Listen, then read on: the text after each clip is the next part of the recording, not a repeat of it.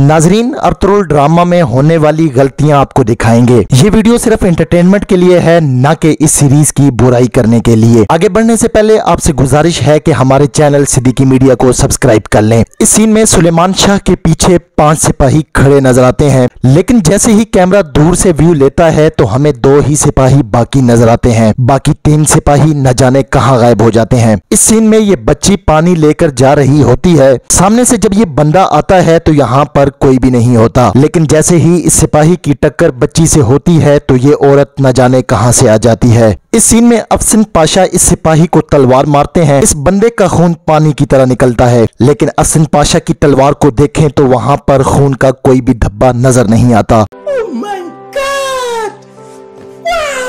इस सीन में तुर्गुत सिपाही से लड़ाई कर रहा होता है। तुर्गुत दूर खड़े सिपाही की तरफ कुल्हाड़ा फेंकता है। ये कुल्हाड़ा अभी इस सिपाही को लगा ही नहीं होता कि ये पहले ही पीछे की जानिब हवा में उड़ने लगता है। ओ भाई, मारो मुझे मारो। नाजरीन, ऐसी ही इंटरटेनमेंट वीडियोस के लिए हमारे चैनल सिद्दीकी मीडिया के साथ वाबस्ता रहें।